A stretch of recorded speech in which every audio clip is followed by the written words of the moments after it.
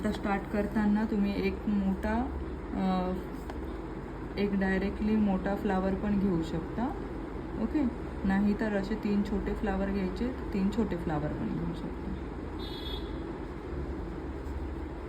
आता आर्विक फ्लावरने स्टार्ट करायचे असं काही नाही आहे.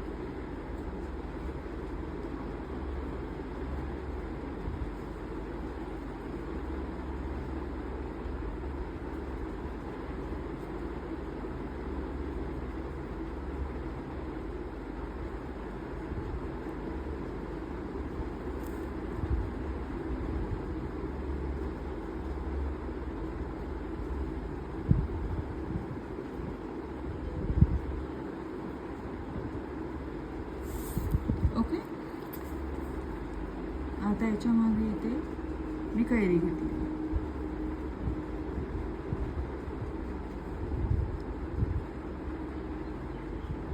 कैरी घेतल्याच्या नंतर याच्या मागे हे कंपल्सरी असणार म्हणजे असणार आहे, ही कुचडे टाईपमध्ये, ओके.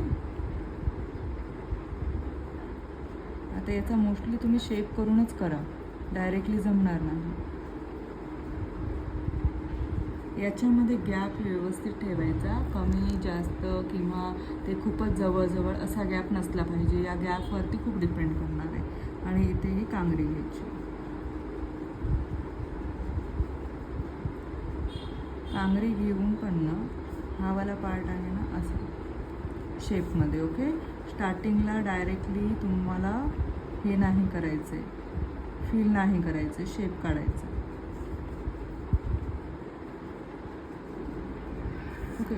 आता तुम्ही इकडे पण कैरी यूज करू शकता, पण दोन्ही कैरीचा जे फेस असतात ते अपोजिट साईडला पाहिजे. सेम साईडला दोन्ही कैरीचे लगातार शेप नाही पाहिजे आपल्याला, ओके. तो फेस असा अपोजिटमध्ये पाहिजे, एक इकडे एक इकडे. म्हणून मग मी हा वाला यूज करणार.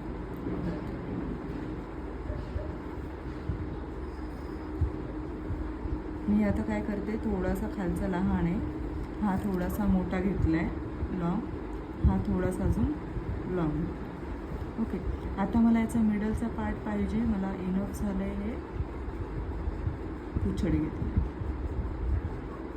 याच्यामध्ये काही गोष्टी ॲड करू शकता तुम्ही, स्किप पण करू शकता, ओके. याचा मला असा पार्ट भेटला पाहिजे, ओके.